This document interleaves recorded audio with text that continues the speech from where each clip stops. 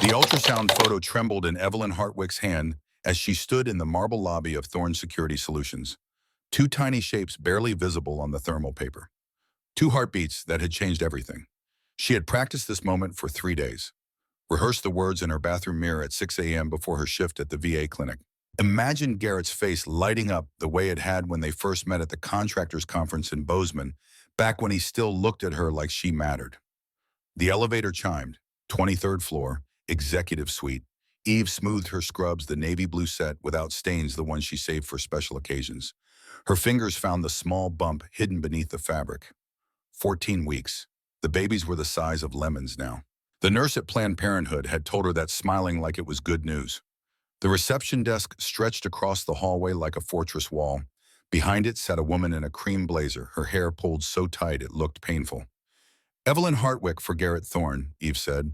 Her voice came out steadier than she felt. The receptionist didn't look up from her computer. Do you have an appointment? I'm his girlfriend. Now the woman looked up. Her eyes traveled from Eve's worn Dansko clogs to her ponytail lingering on the hospital ID badge, clipped to her pocket. The expression that crossed her face was one Eve had seen before, pity mixed with confusion. What's a man like Garrett Thorne doing with a woman like you? He's in a meeting. I'll wait. Eve sat in one of the leather chairs that cost more than her monthly rent. The view from the 23rd floor stretched across Silver Creek, Montana, the town tucked against the mountains like a postcard someone forgot to mail. October sun slanted through floor-to-ceiling windows, turning the autumn aspens into flames of gold. She had been waiting 11 minutes when the conference room doors opened. Garrett emerged first, tall and sharp, in a charcoal suit that had been tailored to hide the fact that he'd never seen real combat. Former National Guard, he told people at parties. Administrative specialist, his service record said. 4 years pushing paper at Fort Lewis, playing weekend warrior, collecting veteran status like a coupon. Behind him walked a woman Eve had never seen before. She moved like money, the kind of old money that didn't need to announce itself. Black suit, silk blouse, heels that clicked against marble with the precision of a metronome. Her hair was the color of espresso cut in a sharp bob that probably cost $400 to maintain. She carried a leather portfolio embossed with gold letters, North Point Defense. The woman's hand rested on Garrett's forearm. Casual, possessive. Eve stood. Garrett saw her and stopped. Something flickered across his face, not happiness, not even surprise. Something closer to annoyance, like finding a parking ticket on your windshield. Eve, what are you doing here? The woman beside him turned. Her eyes were the color of smoke and just as hard to read. I need to talk to you, Eve said. I have back-to-back meetings until 6. It's important. Garrett glanced at the woman who smiled. It was the kind of smile that didn't reach her eyes, the kind that said she was already calculating the angles of whatever conversation was about to happen. 5 minutes, Garrett said. He led Eve past the receptionist down a hallway lined with photographs of Thorne security contractors in tactical gear, looking serious and capable in locations that the captions identified as Afghanistan, Iraq, Libya. Garrett had never deployed to any of them. His office sat at the corner of the building, 2 walls of windows overlooking the valley. The desk was mahogany, large enough to land a helicopter on. Behind it hung a portrait of his father, Randolph Thorne, founder of the company, dead 3 years from a heart attack on a golf course in Scottsdale. Garrett closed the door but didn't sit. He stood with his arms crossed, checking his Rolex with the same gesture Eve had seen him use 100 times when he wanted someone to leave. Well, Eve pulled the ultrasound from her pocket. She held it out like evidence, like proof of something that should have mattered. I'm pregnant. Garrett stared at the photo, his jaw tightened. You're sure? I went to the doctor. 14 weeks. Garrett, there are 2 of them, twins. The word hung in the air between them. Twins. The VA nurse had said it with wonder, congratulating her. Eve had sat in that sterile exam room with her feet in stirrups, listening to 2 separate heartbeats through the Doppler, and felt her life split into before and after. Garrett walked to the window. He stood with his back to her, hands in his pockets, looking out at the mountains like they held answers. When were you going to tell me? I'm telling you now. 14 weeks, Eve. You waited 14 weeks. I wanted to make sure everything was okay. The first trimester is risky and I... Get rid of them. The words hit her like a physical blow. Eve actually took a step backward, her shoulder blades pressing against the door. What? Garrett turned. His face was calm, almost gentle, which made it worse. I need you to terminate the pregnancy. Both of them. Garrett, these are your children. I'm finalizing the North Point merger. Do you understand what that means? Thorn Security Solutions will become the largest private military contractor in the Northwest. We'll have contracts from Seattle to Denver. My father spent 30 years building this company, and I'm about to double it. What does that have to do with everything? Garrett walked to his desk, pressed a button on his phone. Cassandra, could you come in here, please? 30 seconds later, the woman from the hallway entered. Up close, she was even more intimidating. Mid-30s, 5'9" in heels, the kind of presence that made rooms feel smaller. Evelyn Hartwick, Garrett said. This is Cassandra Marlowe, Chief Operating Officer of North Point Defense. My fiancée. The word hung in the air like cordite after a gunshot. Eve looked at Garrett, then at Cassandra, then back at Garrett. You're what? The merger requires a personal commitment as well as a professional one. Garrett's voice had shifted into the tone he used during contract negotiations, smooth, reasonable, devoid of actual feeling. Cassandra and I are getting married in December. It's been in the works for 6 months. 6 months. Eve counted backward. 6 months ago, Garrett had taken her to Yellowstone for a long weekend. They'd hiked to the Grand Prismatic Spring, and he'd held her hand while they watched the sunset turn the thermal pools into liquid fire. 6 months ago, he'd whispered that he loved her. 6 months ago, he'd been planning to marry someone else. You son of a bitch. Cassandra made a soft sound that might have been amusement. She moved to Garrett's side, her hand sliding around his waist with practiced ease. I understand this is difficult, she said. Her voice was cultured, East Coast educated, the kind of accent that came from boarding schools in Cotillion. But you have to see this from a practical standpoint. Garrett is about to become one of the most powerful men in the private security sector. He needs a partner who can navigate that world. And I can't, Eve heard her voice rising, hated how desperate it sounded. Cassandra's smile was almost kind. Almost. You're a medic, dear. You work night shifts at a free clinic. You drive a 15-year-old Honda Civic with a dented bumper. You rent a studio apartment in the part of town where people hear gunshots and don't call the police.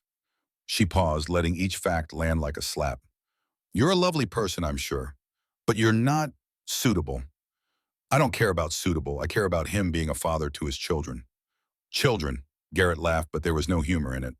Eve, we dated for 6 months. You were convenient, pleasant to look at, good in bed, but I never promised you anything permanent. The cruelty was surgical, precise. Eve felt something inside her chest crack. Not her hearts didn't actually break. She knew that from anatomy class, but something else. The part of her that had believed people said what they meant. The part that trusted. So what? Eve's voice dropped to a whisper. You just want me to disappear. Pretend this never happened.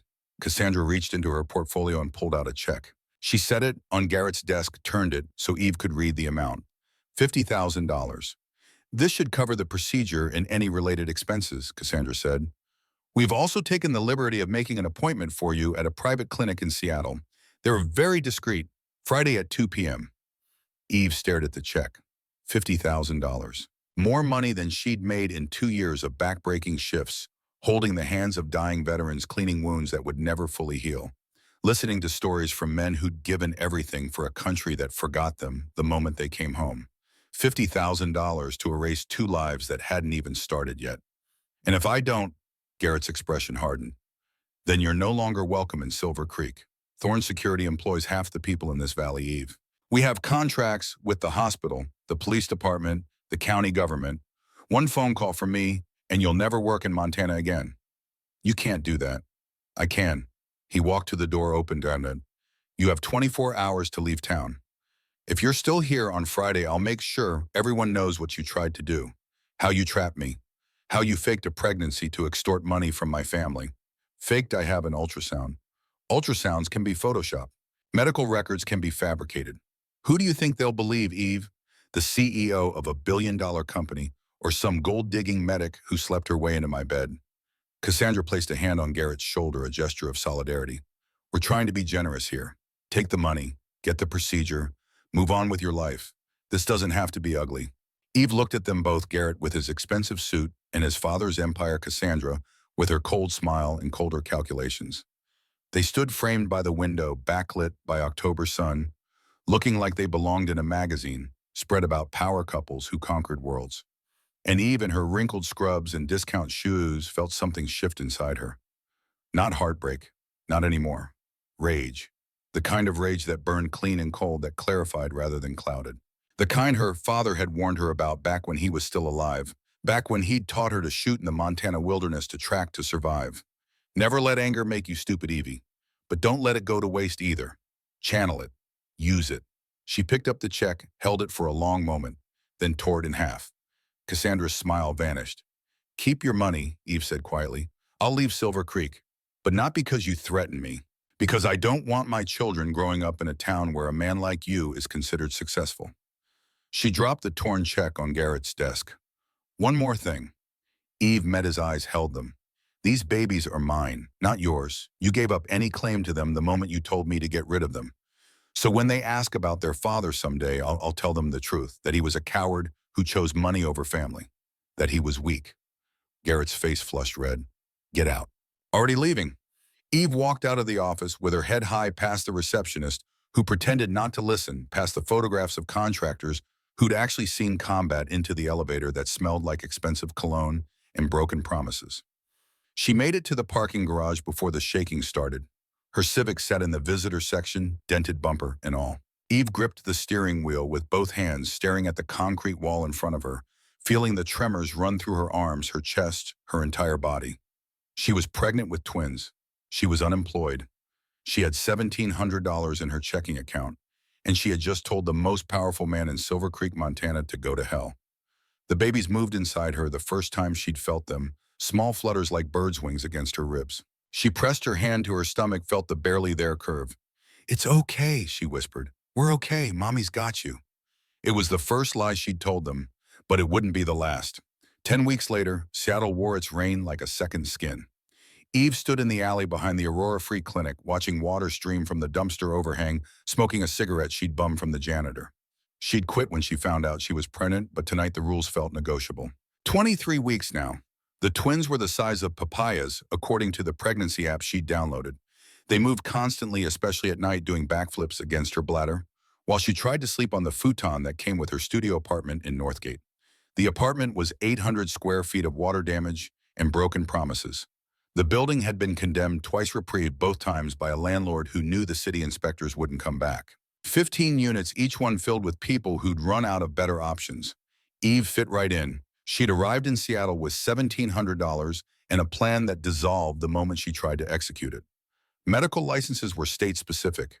Her Montana certification meant nothing in Washington. She'd need to take exams, pay fees, wait months for processing. She didn't have months. The Aurora Free Clinic didn't ask about licenses. They paid cash under the table, $15 an hour, to anyone with medical training who could handle the night shift. From 10 p.m. to 6 a.m., Eve treated the kinds of patients who couldn't afford emergency rooms, overdoses, stab wounds, domestic violence, victims who refused to press charges, homeless veterans with infections that should have killed them months ago.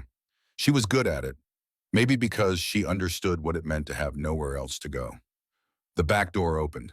Marcus, the clinic director, stuck his head out. We've got incoming. Gunshot wound. Eve dropped the cigarette, crushed it under her shoe, followed him inside. The clinic smelled like disinfectant in desperation. Fluorescent lights buzzed overhead, half of them dead or dying. The waiting room held 12 plastic chairs, 8 of them occupied by people who'd been there when Eve's shift started 4 hours ago. The gunshot victim was already on the exam table by the time Eve scrubbed in. Male, mid-20s, Hispanic, with a hole in his left shoulder that pumped blood with each heartbeat. His friends had carried him in, laid him down, then disappeared before anyone could ask questions. Hey, Eve said, moving to his side. I'm Eve. I'm going to help you, but I need you to stay calm. The kid looked at her with eyes too old for his face. Am I going to die? Not tonight. She worked quickly, efficiently, the way the Army had trained her. Cut away his shirt, located the entry wound, checked for exit, clean through, thank God, no fragments. Packed the wound with gauze, applied pressure, started an IV for fluids. The kid watched her hands the whole time. You're good at this. I've had practice. Military background, Army medic, Afghanistan 2014 to 2018. My brother was in Afghanistan. Past tense. The kid didn't elaborate. Eve didn't ask. She stitched him up with the sutures they kept in the supply closet, expired like most of their equipment, but sterile enough. Gave him antibiotics from the sample drawer. Wrote instructions on the back of a napkin because they didn't have prescription pads. Change the dressing twice a day. If you see red streaks spreading from the wound, or if you spike a fever over 101, you need to go to a real hospital. Understand? The kid nodded. His friends materialized from wherever they'd been hiding, helped him off the table, disappeared back into the rain-soaked night. Marcus appeared in the doorway. Oh, nice work. He'll be back in a week with an infection. Probably, but at least he'll be alive for it. Marcus handed her an envelope. Your pay, 2 weeks. Eve opened it. $420 in worn 20s. She'd worked 60 hours for this, standing on swollen feet, breathing in other people's misery. It wasn't enough to cover rent and food. It definitely wasn't enough for prenatal care. She'd been to exactly one OB appointment since arriving in Seattle, a community health center that charged on a sliding scale. The doctor, a tired woman with kind eyes, had done an ultrasound, confirmed the twins were growing normally, then delivered the bad news. Eve's blood pressure was climbing, 140 over 90, higher than it should be for someone her age. Preeclampsia risk, the doctor said. You need to reduce stress, get more rest, eat better.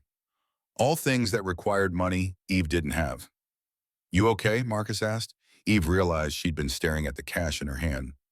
Yeah, just tired. Take tomorrow night off. You look like you need it. I need the hours. Eve, Marcus's voice softened. You're 7 months pregnant. You're working 60-hour weeks on your feet. Your hands are shaking right now. Take a night off. She wanted to argue. Wanted to explain that time off meant less money, and less money meant the difference between keeping her apartment and ending up in a shelter. But Marcus was already walking away, and her feet hurt too much to chase him. Eve clocked out at 6:15 a.m., stepped into the alley, and found the rain had turned to sleet. Perfect. The bus stop was 3 blocks away. She pulled her jacket, a thin North Face she'd bought at Goodwill for $12, tighter around her body, and started walking. Seattle in January felt like drowning in slow motion. Gray sky, gray buildings, gray people hunched against the cold. Eve had grown up in Montana where winter was honest, sharp, and brutal, and beautiful. This was different. This was weather that seeped into your bones and made you forget what warmth felt like. She made it 2 blocks before the cramping started. Not contractions, she'd know contractions, had read enough pregnancy books to recognize the difference. This was lower, sharper, radiating from her pelvis to her spine. The kind of pain that made you stop walking, made you press your hand against the nearest wall and breathe through it. It passed after 30 seconds. Eve kept walking. The cramping came back at the bus stop, stronger this time. She sat on the bench, focused on breathing. In through the nose, out through the mouth. The technique they'd taught her in combat lifesaver training, the same technique she'd used when mortars fell on forward operating base Salerno, and all you could do was dig your fingers into the dirt and wait for the world to stop exploding. The bus arrived. Eve climbed aboard, swiped her pass, found a seat near the back. The cramping was constant now. She counted stops. 15 between Aurora and Northgate. She could make it 15 stops. At stop number 8, her vision started to tunnel. At stop number 11, she tasted copper. At stop number 13, she knew something was very, very wrong. The bus pulled to her stop. Eve stood gripped the pole for support, felt her legs give out. She didn't remember hitting the floor. Consciousness returned in fragments. Sirens, hands lifting her onto a gurney. Someone cutting away her jacket, exposing her belly. A voicemail urgent, 23 weeks pregnant. BP 180 over 110, decreased fetal movement. Then nothing. When Eve opened her eyes again, she was staring at a white ceiling. Not the water-stained ceiling of her apartment. Not the cracked plaster of the clinic. This was clean, pristine, with recessed lighting that didn't flicker. Hospital. She tried to sit up. Pain lanced through her abdomen, drove her back down. Easy. A nurse appeared at her side, young blonde with a name tag that read Jennifer. You're at University of Washington Medical Center. You had a severe preeclamptic episode on a Metrobus. The driver called 911. My babies. They're okay. We've got you on magnesium sulfate to prevent seizures, and we're monitoring both heartbeats. But Ms. Hartwick, Jennifer's expression shifted from professional to genuinely concerned. Your blood pressure is dangerously high. If we can't get it under control, we may have to deliver early. I'm only 23 weeks. I know. 23 weeks. Babies born at 23 weeks had maybe a 50-50 chance. If they survived, they faced months in the NICU, potential brain damage, lung problems, a lifetime of complications. Eve closed her eyes. How long do I have? We're going to try to buy you as much time as possible. Bed rest, medication monitoring. But Ms. Hartwick, I have to ask. Do you have insurance? Of course, that would be the question. No, Jennifer nodded like she'd expected this. Okay, let me talk to the social worker. We can probably work out a payment plan or connect you with Medicaid. I don't qualify for Medicaid. I make too much. $15 an hour, 60 hours a week, minus rent and food and bus fare. Too much for government assistance. Not enough to survive. Jennifer squeezed her hand. We'll figure something out. For now, just rest. She left. Eve stared at the ceiling, doing the math she'd been avoiding for 3 months. Hospital bill for preeclampsia treatment, probably $10,000 minimum. Hospital bill if they had to deliver early, add another $100,000 for NICU care. Her savings account $637. The numbers didn't work. They would never work. She was still doing the math when she heard voices in the hallway outside her room. Don't care what the Cassidy is, I'm paying for the transfer. Sir, this is highly irregular. Then be irregular. I want her moved to a private facility within the hour. The door opened. A man walked in, and Eve's first thought was that he'd come to the wrong room. He was tall, 6'3", maybe 6'4", with the kind of build that suggested time in a gym wasn't enough, that you needed actual physical work to develop shoulders that broad. His hair was dark threaded with gray at the temples, cut military short. He wore jeans, a black thermal shirt, and boots that had seen real use. But it was his face that made Eve forget to breathe. Not handsome exactly, too weathered for that, too many scars. But compelling in the way certain landscapes were compelling: mountains that demanded respect, oceans that could kill you if you weren't careful. His eyes were gray. Not blue-gray or green-gray, but true gray, the color of steel or winter or skies. Those eyes found Eve, held her. Evelyn Hartwick. His voice matched everything else about him, deep, rough edge, the kind of voice that didn't waste words. Who are you? So Donovan Blackwood. He stepped closer to the bed. I need to ask you a question, and I need you to answer honestly. Are you in immediate danger from anyone, boyfriend, family member, anyone who might come looking for you? Eve blinked. What? Simple question. Are you running from someone? I know, not running. I left Montana, but that was my choice. Montana. Something flickered in his expression. Which part? Silver Creek. Thorn territory. It wasn't a question. Eve stared at him, trying to place how this man, this stranger, knew about Silver Creek, about the Thorns, about any of it. How do you... I know Garrett Thorne. Donovan's voice held the same warmth most people reserve for discussing cancer. I know his father built that company on government contracts and creative accounting. I know Garrett's trying to merge with North Point, and I know Cassandra Marlowe is playing him like a fiddle. He paused. What I don't know is how you ended up 7 months pregnant and unconscious on a Seattle bus. Eve's throat tightened. That's none of your business. Maybe not. But here's what is my business. I own Blackwood Tactical Enterprises. We're the largest private military contractor in the Pacific Northwest. We employ 400 people across 6 facilities. And we're about to expand into medical training, which means I need someone to run our medical operations. He pulled a card from his pocket, set it on the table beside her bed. I'm offering you a job, Chief Medical Officer. Salary $120,000 a year plus benefits.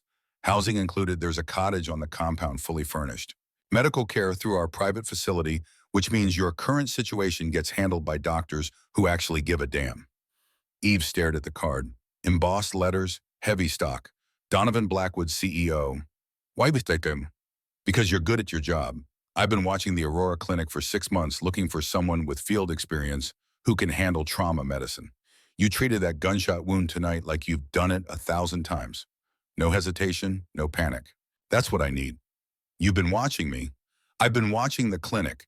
You just happen to be the most competent person there. Donovan crossed his arms. Look, I'm not a charity. I don't do favors. I'm making this offer because you have skills I can use. What you do with it is your choice. Eve looked at the card, then at the man who delivered it. Everything in her body screamed trap. People didn't offer 6-figure jobs to pregnant women they'd never met. People didn't show up at hospitals with rescue plans. This was how horror movies started, how women disappeared. But then she thought about her apartment with its mold and broken locks. Thought about the clinic and its expired supplies. Thought about her babies growing inside her, depending on her to make the right choice even when all the choices were wrong. What's the catch? No catch. You work hard, I pay you well. You don't work hard, I fire you. Simple. And the pregnancy? What about it? Most employers aren't exactly thrilled about hiring someone who's 7 months pregnant with twins. Donovan's expression didn't change. Most employers are idiots. You'll need maternity leave. We'll work around it. I'm more interested in what you can do for the next 20 years than the next 3 months. 20 years. The words hung in the air between them like a promise, like a lifeline, like the first breath of air after drowning. Eve picked up the card. The paper felt expensive between her fingers, solid. I need to think about it. You have until tomorrow. After that, I'm moving on to my second choice. Donovan turned to leave, paused at the door. One more thing. The transfer to Blackwood Medical Center happens in 30 minutes. Whether you take the job or not, you're getting proper prenatal care. Consider it professional courtesy. Professional courtesy to someone you've never met. For the first time, something almost like a smile crossed Donovan's face. Let's just say I have my reasons. Then he was gone, leaving Eve alone with a business card and a choice that felt less like decision and more like destiny. Outside her window, Seattle continued its slow drowning. But for the first time in 3 months, Eve thought maybe, just maybe, she might learn to swim. The helicopter banked east over the Cascade Mountains, and Eve pressed her forehead against the cold window, watching Seattle disappear beneath a blanket of clouds. 48 hours ago, she'd been lying in a University of Washington hospital bed, staring at Donovan Blackwood's business card like it might contain hidden terms and conditions. Now she was 30,000 feet above sea level, flying toward a compound she'd only seen in satellite images on Google Maps. The pilot, a woman in her 50s with the calm demeanor of someone who'd flown through actual combat, hadn't spoken since they'd lifted off from Boeing Field. Eve appreciated the silence. Her thoughts were loud enough. She'd called Donovan the morning after his visit. Not because she trusted him, she didn't trust anyone anymore, but because the alternative was going back to her apartment in Northgate, back to the clinic, back to slowly killing herself and the babies in the process. His response had been characteristically efficient. Good. Pack what matters. Everything else will replace.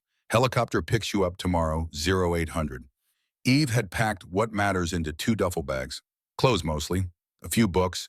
The ultrasound photos she'd collected over the months, each one showing 2 small shapes growing larger, more defined, more real. She'd left the rest the futon with the broken frame, the microwave that only heated things on one side, the shower curtain covered in mildew she could never quite scrub away. Let the landlord keep the security deposit. Let him keep all of it. She was done with Seattle. The helicopter descended through cloud cover and Montana emerged below them like something from a dream she'd forgotten having. Mountains rose from the earth in ancient silence, their peaks still crowned with snow despite the late February thaw. Between them, valleys spread out in shades of green and gold carved by rivers that had been running since before humans learned to name them. The land looked wild, untamed, the kind of wilderness that didn't care whether you survived it or not. Eve saw the compound before the pilot announced it. It sat in a valley ringed by mountains accessible only by a single road that switched back up from the highway below. The main building was massive, 3 stories of stone and timber that looked like it had grown from the mountainside rather than being built on it. Around it, smaller structures spread out in a deliberate pattern, barracks, training facilities, what looked like an obstacle course carved into the hillside. Everything was surrounded by a fence that Eve recognized from her military days. 12 feet high, topped with razor wire, with guard towers positioned at intervals that provided complete coverage of the perimeter. This wasn't a corporate retreat. This was a fortress. The helicopter touched down on a landing pad marked with a white H. Before the rotors had fully stopped, the door opened, and Donovan appeared ducking under the blades with the ease of someone who'd done this 10,000 times. Eve stopped in front of one photo. It showed a younger Donovan in army dress uniform standing next to a woman with dark hair and a bright smile. They were both looking at the camera, his arm around her waist, her hand on his chest. That's her, Eve said quietly. Rachel. Donovan's voice held no emotion, but his eyes told a different story. Eve studied the photo. Rachel looked happy, genuinely happy in a way that suggested she'd chosen this life, this man with full knowledge of what it would cost. I'm sorry you lost her. Me too. Donovan pulled himself away from the photo. But I'm trying to build something here that honors what she believed in. Taking care of people. Making sure no one has to choose between mission and family. They continued the tour of the armory, the training facilities, the command center, where contracts were coordinated and missions were planned. By the time they finished, it was past noon, and Eve's feet were swelling in her boots. That's enough for today, Donovan said. Tomorrow we'll start on the actual medical protocols, introduce you to the medic team.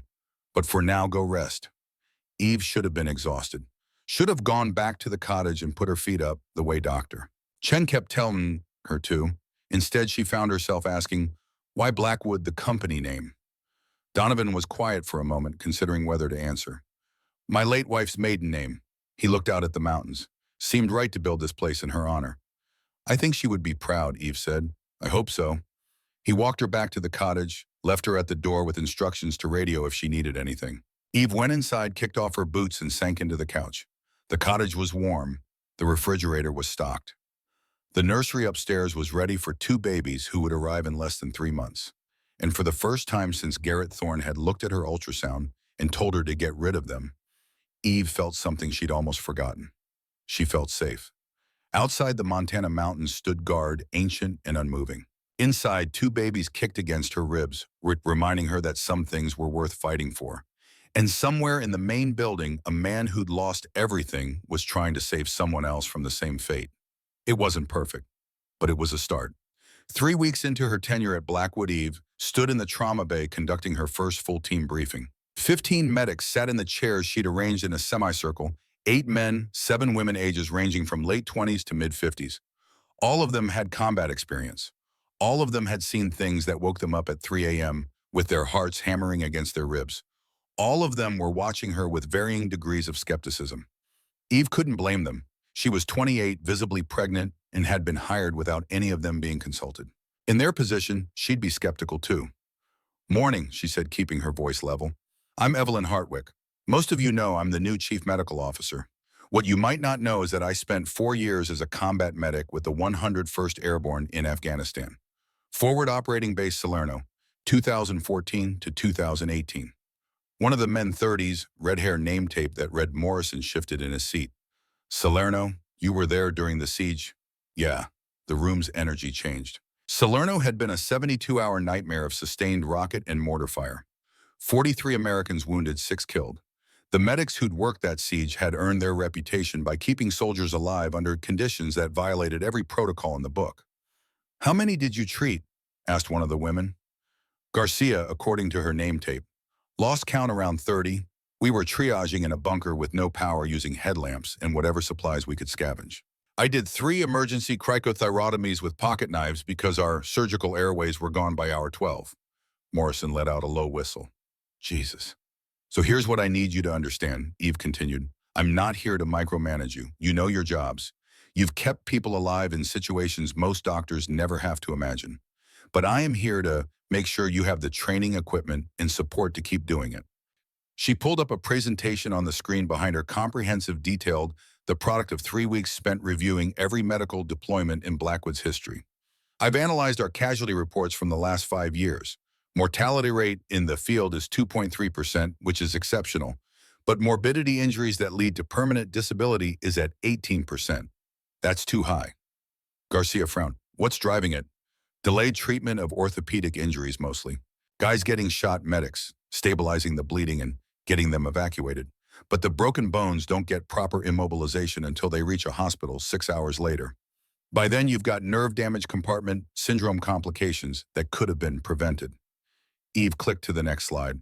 So we're implementing new protocols. Every deployment team gets upgraded, splinting equipment. Every medic gets recertified in orthopedic trauma management. And we're running quarterly simulations here at the compound so you can practice these skills without the pressure of actual combat. Morrison raised his hand. What about resupply? Right now, if we burn through our combat gauze in the first week, we're stuck waiting for the next rotation to bring more. I'm working on that. We're establishing supply caches in every region where we have active contracts. You'll be able to request resupply within 48 hours instead of waiting weeks. Eve met his eyes. But I need accurate reporting. If you're running low on something, I need to know before you're completely out. They spent the next 2 hours going through protocols: airway management, hemorrhage control, hypothermia prevention, pain management in austere environments. Eve had done her homework. Every suggestion she made was backed by data, by evidence, by real-world examples from their own deployment reports. By the time she dismissed them, the skepticism had shifted to something closer to cautious respect. Morrison approached as the others filed out. That was good. Better than I expected. You expected bad. I expected corporate. Someone hired because they looked good on paper, not because they knew the work. He extended his hand. But you know the work. That matters. Eve shook his hand. I'm going to need your help. You've been here longest, 5 years, according to your file. You know the teams, know the culture. If I'm implementing something stupid, I need you to tell me. Deal. Morrison hesitated. For what it's worth, the fact that Blackwood hired you tells us something too. He doesn't make bad calls on personnel. Never has. After Morrison left, Eve sat in the empty trauma bay staring at the presentation still glowing on the screen. She'd done it. First briefing complete, team not actively hostile, protocols established. The babies kicked both of them simultaneously, a 1-2 punch against her ribs that made her gasp. Yeah, she murmured, hand on her stomach. I know. Mommy's tired too. 240 miles south in a glass office tower in downtown Missoula, Garrett Thorne was having the worst quarter of his professional life. The merger with North Point Defense had collapsed 3 weeks ago. Spectacularly. Publicly.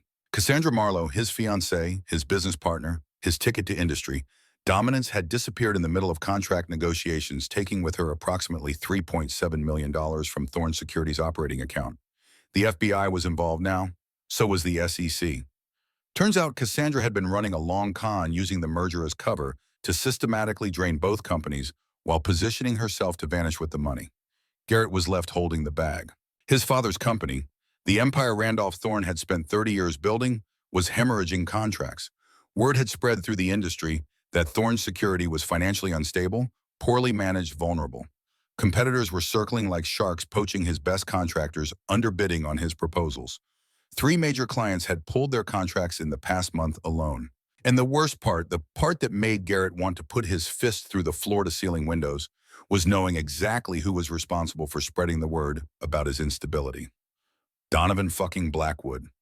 Garrett stared at the email on his screen, the latest in a series that had started arriving a week ago. Anonymous sender, untraceable routing, but the message was clear.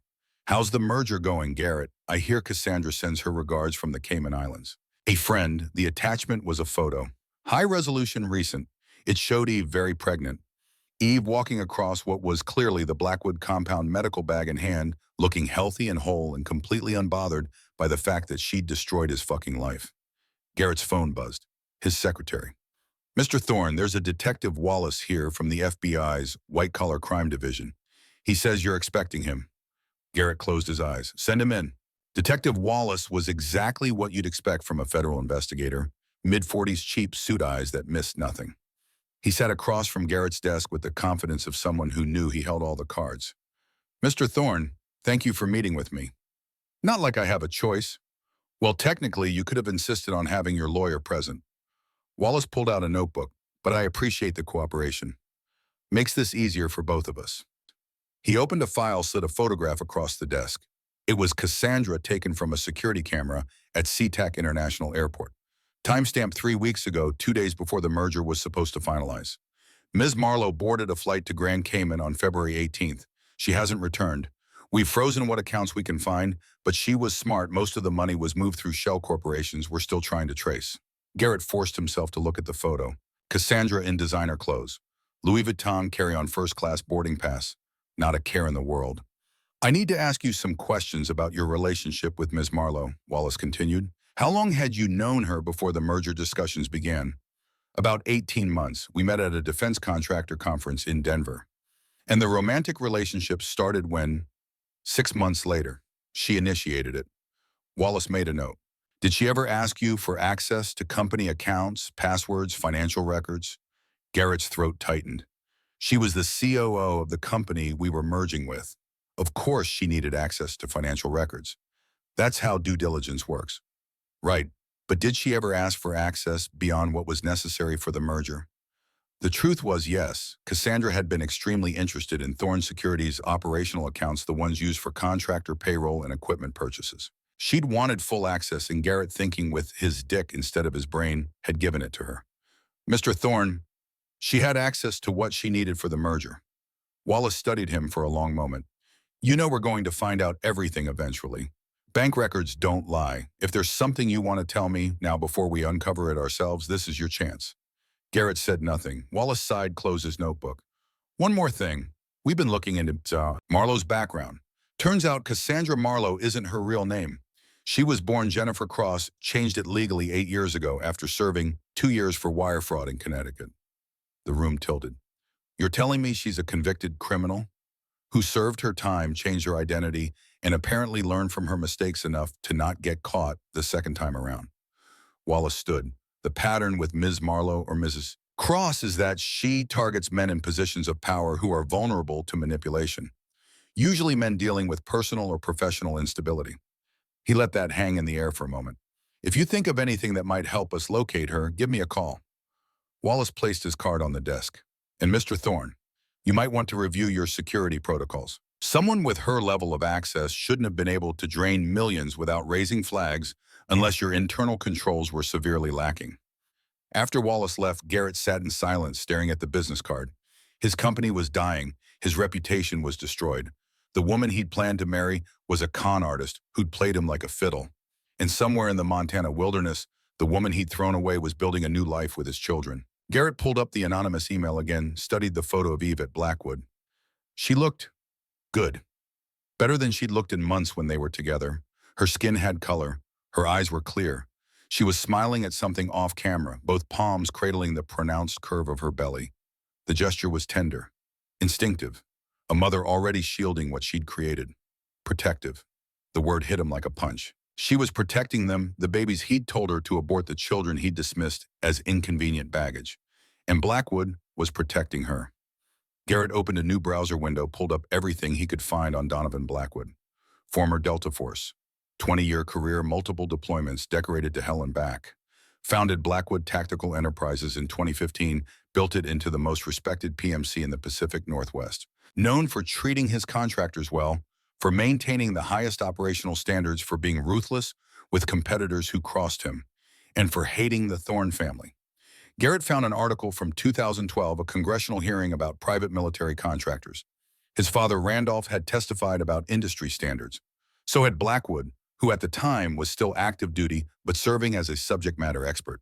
The transcript made for painful reading. Blackwood had systematically dismantled Randolph's arguments about cost-cutting measures, pointing out that every corner cut in training or equipment was paid for in contractor blood. He'd specifically called out Thorne Security for deploying undertrained personnel to high-risk zones, for using substandard body armor, for prioritizing profit over safety. Randolph had never forgiven him, and now Blackwood had Eve, had Garrett's children, had leverage. Garrett's phone buzzed again. His secretary. Mr. Thorne, I have the quarterly financial reports. You're going to want to see these. How bad? Her pause told him everything. We're projecting a 40% revenue loss for Q2. If this trend continues, we'll need to start laying off contractors by end of summer. Garrett closed his eyes. Send them over. He spent the next hour reviewing the reports, watching his father's legacy bleed out in red ink. By the time he finished, he'd made a decision. He opened his contacts, scrolled to a name he'd been avoiding. Marcus Webb, private investigator, former intelligence officer, the kind of man who could find things people didn't want found. The call connected after 2 rings. Webb. Marcus, it's Garrett Thorne. I need information on someone. I'm listening. Evelyn Hartwick, last known location, Blackwood Tactical Compound, northern Montana. I need everything, what she's doing there, how long she's planning to stay, who she's been in contact with. This related to the Cassandra Marlowe situation. Of course Webb knew about that. Everyone knew about that. No, this is personal. Webb was quiet for a moment. Blackwood's facility is private property with serious security. Getting information won't be easy or cheap. I don't care what it costs. Why do you want to know about her? Garrett hesitated. The truth was complicated. Revenge, maybe, or guilt, or the nagging sense that he'd made the worst mistake of his life when he'd told Eve to leave. She's carrying my children. I have a right to know where they are. You gave up that right when you rejected her, Webb said flatly. But it's your money. I'll see what I can find. The call ended. Garrett sat in his office as the sun set over Missoula, painting the mountains in shades of blood and gold. He'd told Eve she was nothing. Told her she didn't belong in his world. Now his world was collapsing, and she was building a new one without him. Back at Blackwood, Eve was learning that pregnancy at 27 weeks came with delightful new symptoms. Heartburn that could melt steel. Feet that swelled to twice their normal size by 3 p.m. The inability to sleep for more than 90 minutes at a stretch before needing to pee. And dreams. Vivid, intense, impossibly real dreams. Tonight's dream took her back to the office at Thorne Security Solutions. But this time, when Garrett told her to get rid of the babies, she didn't cry, didn't plead. She looked him in the eye and said, You're going to regret this. Then walked out with her head high. Dream Garrett followed her to the elevator. Eve, wait. But the doors closed and she was alone and she felt nothing but relief. Eve woke to moonlight streaming through the cottage windows. 2:47 a.m. according to the clock. She lay in bed feeling the baby shift and turn inside her, thinking about the dream. The real version hadn't gone like that. Real Eve had begged, had cried, had let Garrett make her feel small. But that was 3 months ago. Now she had a job, had a place to live, had people who respected her competence instead of tolerating her existence. She had Blackwood. The thought of Donovan made her uncomfortable in ways she didn't want to examine. He was her boss, her benefactor, the man who'd saved her life, quite literally by offering her a way out of Seattle. But he was also kind. In his gruff, military, emotionally constipated way, he was kind. He checked on her without being obvious about it.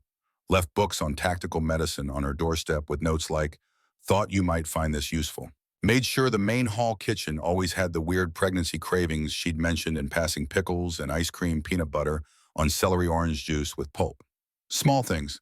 Things he probably didn't think she noticed. But she noticed. Eve got up, padded downstairs to the kitchen, poured herself a glass of water. Through the window, she could see the main building lit up against the night. Someone was always awake there, security rotations, contractors prepping for early morning deployments, insomniacs who'd seen too much combat to sleep through the night. As she watched, a figure emerged from the main building, walking toward the training fields. Even at this distance, even in darkness, Eve recognized Donovan's stride. He moved to the shooting range, disappeared into the structure. 30 seconds later, she heard the rhythmic crack of pistol fire. Slow, methodical, the sound of someone working through a magazine with precision rather than speed. Shooting at 3 a.m. Eve understood that impulse. Sometimes the only way to quiet the noise in your head was to focus on something simple. Breath, sight picture, trigger press. The mechanics of violence stripped down to their essential components. She stood at the window drinking water, listening to Donovan exercise whatever demons had woken him. After 10 minutes, the shooting stopped. Eve waited to see if he'd return to the main building. Instead, he walked toward the cottage. She met him at the door, opening it before he could knock. He stood on her porch in running pants and a thermal shirt, hair damp with sweat despite the cold, holding a thermos. "Saw your light on," he said. "Thought you might want tea. It's chamomile, supposed to help with sleep." Eve took the thermos. It was still warm. "You keep chamomile tea?" "Doctor Chen mentioned it might help with your insomnia. I keep a stockpile in my office now." Of course he did. "Couldn't sleep?" Eve asked. "Never can." Donovan looked past her into the cottage. "Mind if I sit for a minute?" It was a violation of professional boundaries. It was 3 a.m. It was probably a dozen kinds of inappropriate. Eve stepped aside. "Come in." They sat in her living room, Eve on the couch, Donovan in the armchair by the fireplace. He looked exhausted, the kind of bone-deep tired that came from years of accumulated sleepless nights. "How long since you slept through the night?" Eve asked. 10 years, give or take, since Rachel died. He didn't say it, but the implication hung between them. PTSD. Probably. Never got officially diagnosed. Donovan leaned back, closed his eyes. "I tell myself it's just hypervigilance. Occupational hazard for guys like me. But the truth is, I'm afraid if I sleep too deeply, I'll miss something. Someone will need help, and I won't be awake to provide it. That's not sustainable. Neither is most of what we do, but we do it anyway." Eve poured herself tea from the thermos, let the steam warm her face. "Can I ask you something?" "Sure. Why are you really helping me? And don't say it's because you need a CMO. You could have hired someone without the baggage." Donovan opened his eyes, looked at her. In the dim light from the kitchen, his face was all sharp angles and shadows. "You want the truth?" "Always. When I saw you in that hospital, unconscious, pregnant, alone, you reminded me of Rachel. Not physically, but the situation. Someone who'd given everything and gotten nothing in return. Someone who deserved better than what life had dealt them." He paused. "And I thought, here's a chance. Here's someone I can actually help. Someone I can save since I couldn't save her." "I'm not your redemption project," Eve said quietly. "I know. You're your own person with your own strength. You proved that by surviving 3 months in Seattle on $15 an hour." Donovan met her eyes. "But maybe we can help each other. You need stability, resources, a place to raise your kids. I need someone to remind me why I built this place. Why it matters to protect people instead of just profiting from their skills." It was the most honest thing anyone had said to Eve in months. Okay, she said. Okay, mascara. Okay, we help each other, but as equals, not savior and victim. Something that might have been a smile crossed Donovan's face. Deal. They sat in comfortable silence, drinking tea, listening to the Montana night. Outside the mountain stood guard. Inside, two people who'd lost everything started building something new. And 240 miles south, a desperate man made plans that would change everything. Eve stood in front of the full-length mirror in her cottage bedroom, trying to make peace with what she saw. 32 weeks pregnant. The twins, because they were still only two, as far as anyone knew, had transformed her body into something she barely recognized. Her belly was enormous, perfectly round, stretching the fabric of the Navy maternity dress Dr. Chen had helped her pick out. You look beautiful, Dr. Chen said from the doorway. She'd stopped by to do a final check before Eve left for the PMC summit. Blood pressure, 128/84 this morning. Good, heart rate, elevated, but that's because I'm nervous. Dr. Chen smiled. You're attending the biggest private military contractor conference in the Northwest as the CMO of Blackwood Tactical. You're allowed to be nervous. She handed Eve a small bag. Compression socks, antacids protein bars, and a bottle of water. The conference center is climate controlled, but you'll be on your feet more than you should be. Eve took the bag. You're worse than my mother. Your mother isn't responsible for keeping you and those babies alive until delivery. Dr. Chen's expression turned serious. If you feel any cramping, any dizziness, any decrease in fetal movement, you radio Donovan immediately. Understood. Understood, after Dr. Chen left. Eve sat on the bed pulling on the compression socks with difficulty. Everything was difficult at 32 weeks. Bending, walking, breathing, existing. A knock at the door. It's open? Donovan entered, stopped when he saw her. He was wearing a suit, charcoal gray, perfectly tailored with a black tie that made his eyes look even more steel-colored than usual. Eve had never seen him in anything other than tactical gear or jeans. The transformation was striking. You clean up well, she said. So do you. He held out a small box. Thought you might need this. Inside was a necklace, simple silver chain with a small pendant. Medical caduceus. For the CMO, Donovan said. Seemed appropriate. Eve turned so he could fasten it. His fingers were surprisingly gentle against the back of her neck. Thank you. Ready, as I'll ever be. The drive to the conference center took 90 minutes. They traveled in a convoy, Donovan's SUV, flanked by two security vehicles. Morrison sat in the passenger seat, scanning the road ahead with the alertness of someone who'd survived too many ambushes to ever fully relax. Intel says Thorne will be there, Morrison said quietly. Donovan's hands tightened on the steering wheel. I know.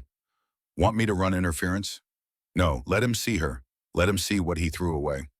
Eve listened from the back seat, saying nothing. She'd known Garrett might attend the PMC. Summit was neutral territory open to all licensed contractors. But knowing and preparing were different things. The babies kicked hard, both of them at once, like they could sense her anxiety. You okay back there? Donovan glanced at her in the rearview mirror. Fine, they're just active today. That's good. Active is healthy. He met her eyes in the mirror. Remember, you're not his girlfriend anymore. You're not the woman he rejected. You're the chief medical officer of Blackwood Tactical Enterprises. You're my colleague, my equal, and you don't owe him a single word of explanation. Eve nodded, pressing her hand against where the babies were kicking. I know. But knowing didn't stop her heart from racing when they pulled into the parking lot of the Grand Summit Conference Center. The conference center was impressive, 3 stories of glass and steel perched on the Montana-Idaho border, designed to host events where competing companies needed neutral ground. Inside, the main ballroom had been set up with vendor booths, presentation stages, and networking areas. Eve entered on Donovan's arm, Morrison trailing 3 steps behind. The room fell silent. Not completely, there were still conversations happening, deals being made, hands being shaken. But there was a noticeable dip in volume, a turning of heads, a calculation happening behind 100 pairs of eyes. Donovan Blackwood had arrived with a very pregnant woman. Let them stare, Donovan murmured. We're not hiding anything. They made their way through the crowd. People approached other PMC owners, government contracting officers, equipment vendors. Donovan introduced Eve consistently. This is Dr. Evelyn Hartwick, my chief medical officer. Not my employee. Not someone who works for me. My CMO, my colleague, equal billing. Eve shook hands, answered questions about Blackwood's medical protocols, discussed orthopedic trauma management with a Marine colonel who'd lost 3 men to delayed treatment of compound fractures. She was good at this. The professional discussions, the technical details, the respect that came from competence rather than appearance. She'd been networking for 40 minutes when she saw him. Garrett stood near the bar holding a whiskey he wasn't drinking, talking to a man Eve didn't recognize. He looked terrible. Thinner than she remembered, with dark circles under his eyes and a tie that was slightly crooked. His suit was expensive, but rumpled like he'd been wearing it for days. He saw her at the same moment. Their eyes locked across the ballroom. Eve felt Donovan's hand settle on her lower back, not possessive, just present. Supportive. Garrett started walking toward them. "Here we go," Morrison muttered. Garrett crossed the ballroom with the determined stride of someone who'd had 3 drinks and convinced himself he had a right to be angry. The man with him, older, gray-haired, expensive suit, followed like a lawyer preparing for a deposition. "Eve." Garrett's voice carried enough that people nearby stopped talking. Eve turned to face him fully, one hand resting on her belly. "Garrett, you look." He gestured at her stomach. "Different." "Pregnant tends to have that effect." Garrett's jaw tightened. "We need to talk. Privately." "No, we don't. Those are my children." The nearby conversations stopped entirely now. People were watching, some subtly, some openly. This was the kind of drama that would be discussed in hotel bars for years. "You gave up any claim to them," Eve said, her voice level and clear, "when you handed me a check and told me to get rid of them. I was under stress. The merger, the merger that fell apart, the company that's hemorrhaging contracts." Eve tilted her head. "I've heard. Sounds difficult." Garrett flushed red. "You have no idea what I've been dealing with. Cassandra, the woman you were engaged to while sleeping with me, the one who stole $4 million from you, that Cassandra." Eve's voice stayed calm, almost clinical. "I'm sure that's been challenging." The man beside Garrett cleared his throat. "Miss Hartwick, I'm Gerald Pearson, legal counsel for Thorn Security. We'd like to discuss a custody arrangement." "No, Bayum." "Ms. Hartwick, these children are legally—" "Nothing." Donovan's voice cut through the room like a blade. He'd been silent until now, letting Eve handle it. But the lawyer had crossed a line. "Those children are legally nothing to your client. He rejected their mother while she was pregnant. He threatened her. He forced her to leave the state. Montana family law is very clear about parental rights when there's documented abandonment." Pearson adjusted his glasses. "And you are Donovan Blackwood, CEO of Blackwood Tactical Enterprises, Dr. Hartwick's employer." He paused. "And the man who's going to make sure she and those babies are protected from anyone trying to exploit them." Garrett looked between them, his face contorted with something ugly. "Employer, right. Is that what they're calling it now?" "Careful," Morrison said quietly, stepping forward. "What?" Garrett's voice rose. "She's carrying my children and shacking up with my biggest competitor. You think I'm supposed to just accept that?" "You don't have a choice," Eve said. "You made your decision in October. You told me to abort them. You called them bastards. You threatened to destroy my reputation if I didn't disappear. So I disappeared, and I built a new life. These babies," she placed both hands on her stomach. "They're mine, not yours. Mine. I have rights. You have nothing." Donovan's voice dropped to something dangerous. "And if you continue harassing Dr. Hartwick, you'll have even less. I've already filed a restraining order with the Montana Family Court on her behalf. If you come within 500 feet of her or the Blackwood compound, you'll be arrested." Pearson pulled out his phone. "This is highly irregular. We'll need to review this." Morrison handed him a folder. "Complete documentation of your client's actions, the termination demand, the threats, the check offered as payment for abortion, and the private investigator he hired last week to surveil Dr. Hartwick." Morrison smiled without warmth. "We know about Marcus Webb. We know you sent him to the compound. We know he tried to bribe one of our security contractors for information. That contractor reported it immediately, and we have him on video admitting who hired him." Garrett's face went white. The room was silent now. 300 people watching a man implode in real time. "You have 2 choices," Donovan said. "Walk away now, leave Dr. Hartwick alone, and maybe salvage what's left of Thorn Security. Or continue this path, and I'll make sure everyone in this industry knows exactly who you are. The man who abandoned a pregnant combat medic. The man who got conned by a convicted felon. The man who's so desperate he's stalking his ex-girlfriend." He leaned in closer. "Which one sounds like someone you'd want to hire for a security contract?" Garrett opened his mouth, closed it. His lawyer put a hand on his arm. "We should go, Mr. Thorne. But now." They walked away. Garrett looked back, once his face a mask of humiliation and rage. Eve exhaled slowly, feeling the baby's kick against her ribs. You okay? Donovan asked quietly. Yeah. Eve straightened her shoulders, looked around at the watching crowd. Actually, I'm better than okay. Because for the first time since October, she'd stood up to Garrett. Thornton won. The confrontation became the talk of the conference within minutes. Eve found herself approached by more people afterward, some out of genuine professional interest, some clearly just wanting gossip, but all treating her with a respect that hadn't been there before. She was escorted to a presentation room where she delivered a talk on field medicine protocols to an audience of 200 contractors and military personnel. She fielded questions with confidence, discussed case studies, offered to share Blackwood's training materials. By the time they broke for lunch, Eve was exhausted but satisfied. She was sitting in the VIP lounge, feet up on a chair eating a protein bar, when the cramping started. Not the Braxton Hicks contractions she'd been experiencing for weeks. This was different, sharper, lower, radiating from her pelvis through her entire abdomen. Eve set down the protein bar, pressed her hand to her belly. The cramping intensified. Dr. Chen, she said into the radio, I need you. 5 minutes later, Dr. Chen was examining her in a private conference room that Morrison had cleared. Donovan stood outside, pacing like a caged wolf. Blood pressure is elevated, doctor, Chen said, frowning at her portable monitor. 148/94. When did the cramping start? 10 minutes ago. Any bleeding? No. Decrease in fetal movement.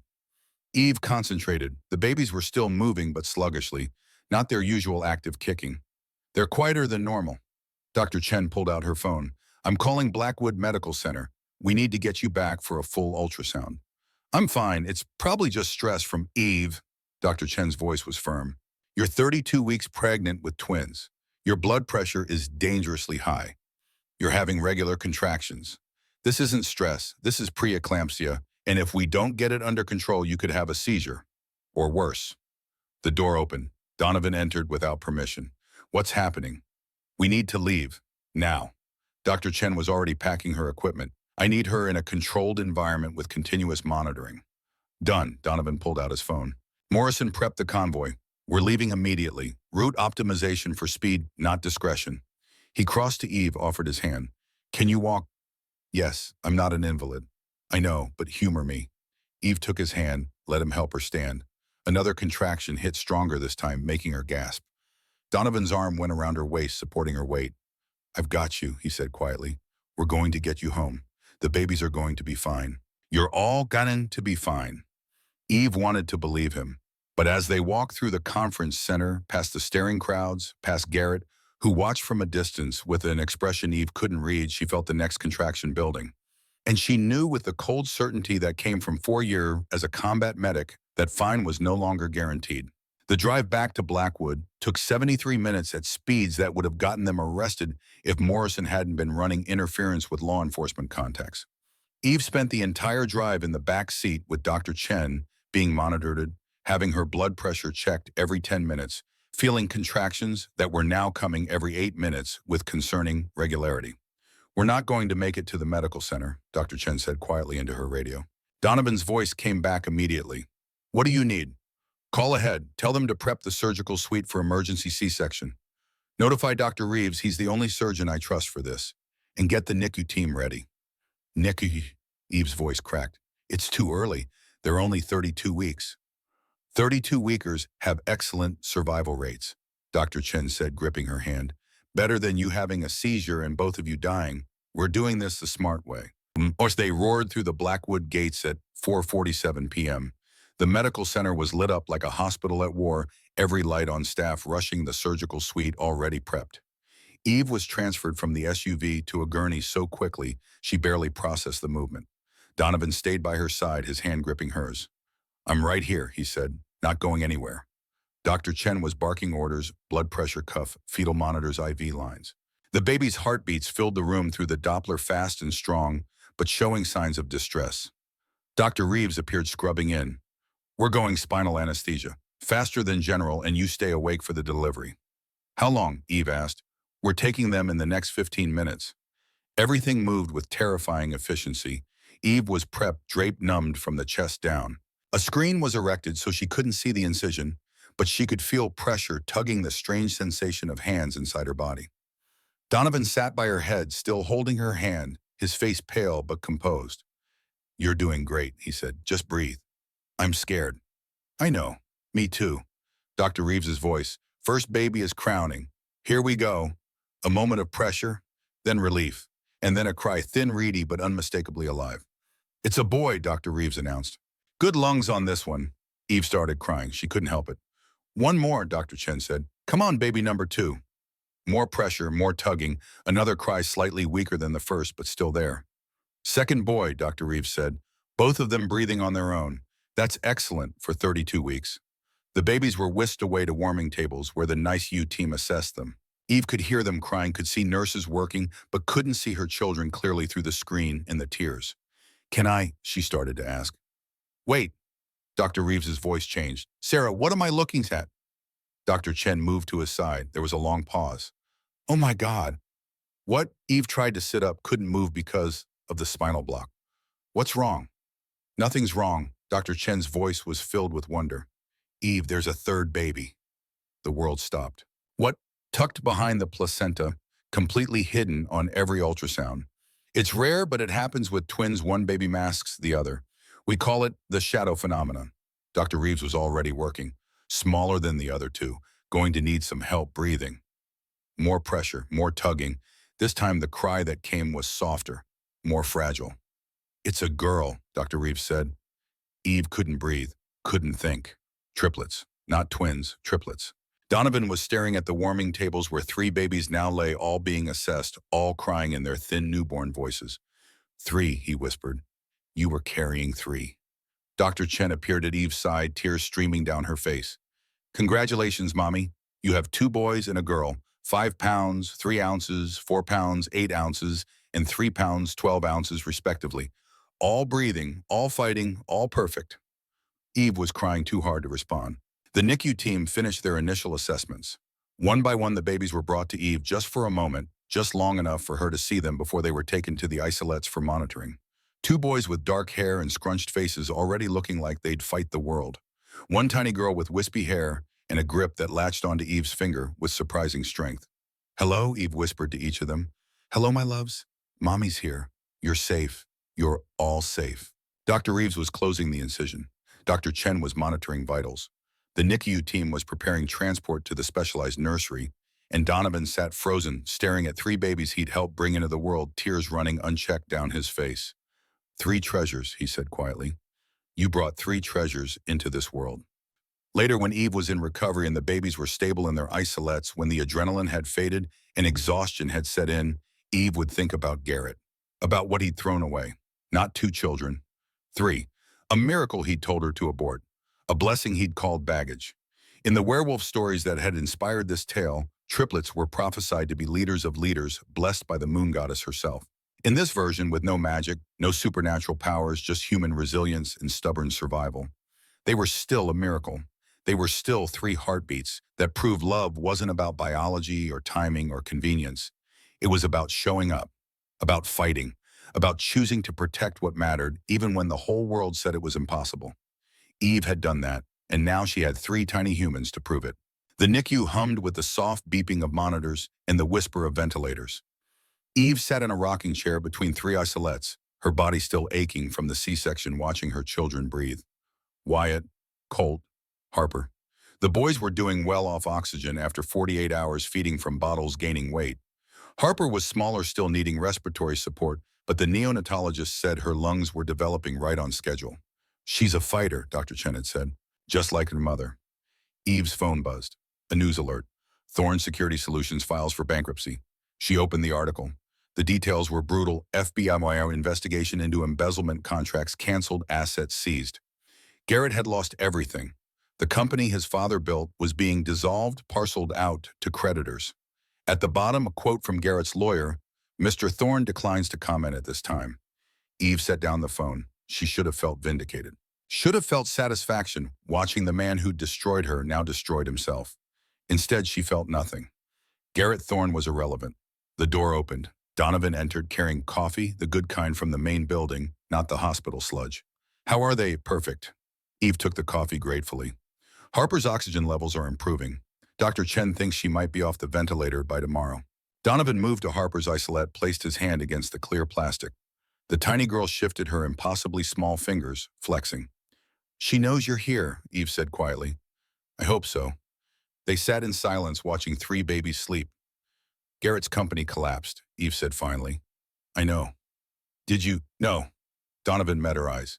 He did that to himself. Cassandra just accelerated the inevitable. A company built on cutting corners and exploiting people was always going to fail.